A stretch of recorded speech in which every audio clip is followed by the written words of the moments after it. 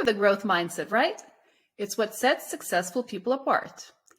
But very few people know how to instill the growth mindset in their kids.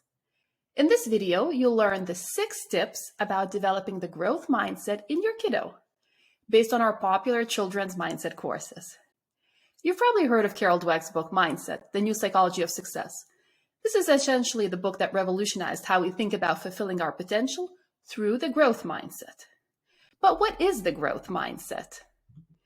It's the belief that growth, learning, and development are possible, that you can become great at anything if you try hard enough, and that life is about acquiring new skills. Folks with a growth mindset are not focused on grades or competition with others, but are pushing themselves in their full potential. Now, the fixed mindset, on the other hand, is the belief that abilities are limited, that talent is king. You're basically either intelligent or you're not. You're either talented or you're not. And fixed mindset people are quick to judge others, to put a label on themselves and others, and have a fragile self-identity, even those who believe themselves to be talented. So, the big question, how do you develop the growth mindset in your kids? Well, first, you model it to your children. And you model it by what you say. So here are some of the things you should be saying. Failure is an opportunity to grow. I can learn to do anything I want. Challenges help me grow. My effort and attitude determine my abilities. Feedback is constructive. I'm inspired by the success of others. I like to try new things. Now, things you should not be saying to your kids and should not be modeling in front of your kids. So things like, failure is the limit of my abilities. I'm either good at it or I'm not. My abilities aren't changing. I don't like to be challenged. I can either do it or I can't. My potential is predetermined. When I'm frustrated, I give up. Feedback and criticism are personal. I stick to what I know. Now, for the third tip, you have to model to your children also what you do and encourage them to do the same. So what are some of these things? Well, with a growth mindset, it's about analyzing mistakes, accepting challenges, persisting in the face of setbacks, and learning from criticism. It's being willing to try new things and getting inspired by the success of others. Now, what not to do, and likewise encourage your kids not to do. Well, that's avoid failure, avoid challenges, give up, ignore useful negative feedback, and feel threatened by the success of others.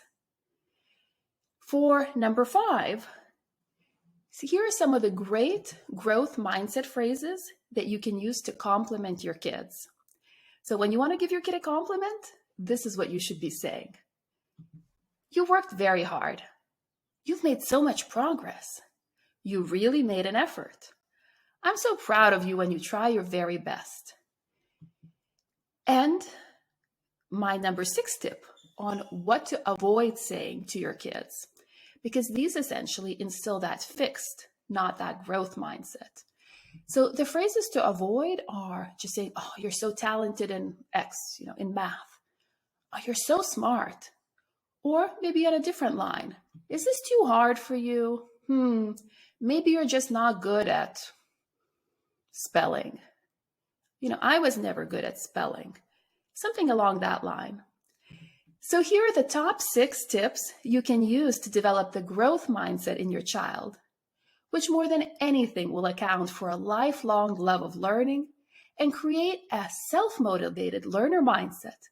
If you'd like to learn more about our growth mindset and our self-motivated learner mindset courses, check out www.educationsecrets.co.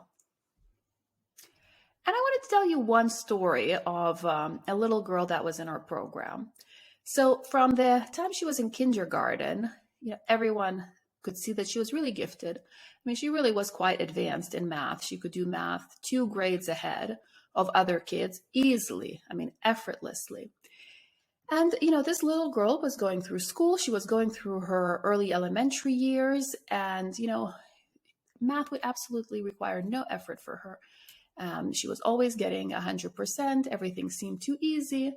And she really started getting in the habit of not, not really studying for math, not paying attention when the teacher was speaking, not doing her practice work. And by the time she got to late elementary school, in fact, she started seeing that, she was no longer so ahead in front of the other kids. Other kids had caught up with her, and in fact some of them were already doing much better in math than she was. Because she had always kind of just coasted on, the compliments that you're so gifted, you're so talented. And that's when she really started having major self-esteem issues. And again, this is this fragility that people have if they don't have the growth mindset. Because it's the belief, well, either, I'm either smart at it or I'm not. I'm either good at it or I'm not. I'm either talented or I'm not.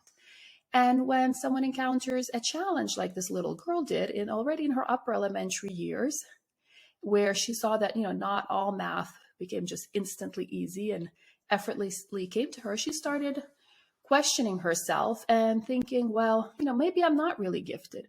Maybe I'm not really smart. So watch out for this. And especially if you have talented and gifted children, it's very important to instill in them the growth mindset. Thank you for watching. If you're enjoying this, make sure to subscribe and hit the notification bell so you don't miss future videos.